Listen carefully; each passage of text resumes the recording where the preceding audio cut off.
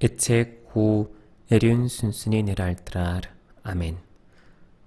우군 잠트통 아이러헝 아문드친 주르훈드친 비. эцэн 에륜 순순히 гэрэллээр бидний нүдийг нээн эзний замыг харуулan бидний чихийг нээн амийн үгийг сонсгоо болтугай. 아멘. Исая номноос их 1-р уншлага. Эзэн ингэж айлдаж байна. Тааламжтай цагт би чамд хариулж, авалын өдөр би чамд тусалсан. Би чамайг сахин хамгаалах бөгөөд газрыг дахин сэргээж, сүйтгэгдсэн өмчийг буцаан өвлүүлэхийн тулд чамайг ард түмний гэрээний төлөө өгч, хоригдогчдод гарч ирэх тун гэж харанхуйд оршиж хүмүүст ил гаргах тун гэж хэлэхийн тулд юм. Замын дагуу тэд эдээшлэн бүх өндөрлөг дээр бэлчээр нь байх болно. Тэд өсөхгүй, цангахгүй, агим халуунч, наранч зохиулахгүй. Учир нь энэргч нь тэднийг удирдах ба усны ундрагуудын хажуугаар дагуулна. Би бүх уулаа зам болгож, замууд нь өргөгдөнө. Үзэх тун, тэдгээр нь алс холоос, тэдгээр нь умард өрнөдөөс, Синемийн газраас бас тэдгээр нь ирнэ. Эзэн ард түмний тайвшруулсан бөгөөд зовсон хүмүүсээ инрэх учир Тэнгэрээ баярлан орилох тун, газраа баясах тун, уусаа багтан дуулах тун. Гэвч Сион эзэн намайг хайсан, эзэн намайг мартсан гэв.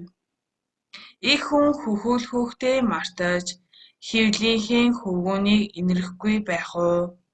Хэдийгээр тэд мартаж болох ч би чамайг мартахгүй. Иоханны ариун хийх уншлага. Харин Есүс тэдэнд "Эцэг минь одоо болтод ажилласаар байна. Би ч ажиллаж байна" гэж айлдав. Үүнээс болж юудэчүүд түүнийг алахыг улам санаарах болжээ. Учир нь Есүс амралтын өдрийг зөрчсөн төдийгүй мөн Тэнгэр бурхныг эцгэн хэмээн өөрийгөө Тэнгэр бурхантай адидгсан юм. Есүс тэдэнд үннээр би танарт хэлье. Эцгээс хийж харуулсныг л хүү хийхээс хүү юу ч өөрөөсөө хийдэггүй. Учир нь эцэг юу хийн хүү нь бас тэдгээрийг түүнчлэн хийдэг. Эцэг хүүгийн хайрладаг бөгөөд тэр хийж байгаа бүхнээ түүнд үзүүлдэг. Та нарыг гайхуулахын тулд хэдгээрээс ч агуу ажлуудыг тэр түүнд үзүүлнэ. Эцэг үхэгсдийг босгон тэдэнд ам өгдөгчлөн хүүч бас хүссэндээ ам өгдөг. Эцэг хэнийг ч шүүхгүй. Харин тэр бүх шүүлтийг хүүдээ даатгасан. Энэ бүгд эцгийг хүндэлдгийн адил хүүг хүндүүлэхийн тулд юм. Хүүг хүндэлдэггүй нь түүнийг илгээсэн эцгийг хүндэлдэггүй. Үннээр би танарт хэлье. Үгийг минь сонсоод намайг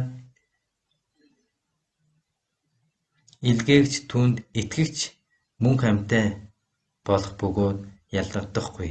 Харин үхлээс гитэлж аминд шилжив. Үннээр би танарт хэлье. Үхэгсэд Тэнгэр бурхны хүүгийн дууг сонсох цаг ирж байгаа бөгөөд одоо ирчгээд байна. Сонсон амьлах болно.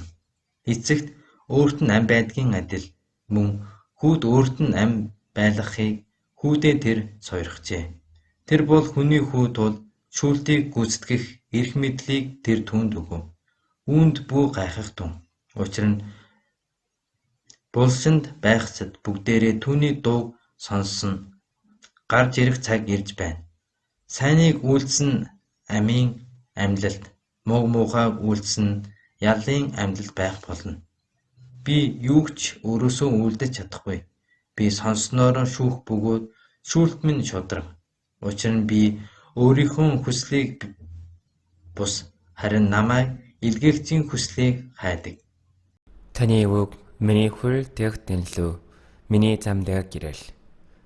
эцэг Бидний ариун Библийг амийн үг хэмээн итгэн залбирч амьдран түнэглэж цаг ямагт ариун сүнс дотор амарамаглан ба баярыг баясгалан хэлээ болтугай.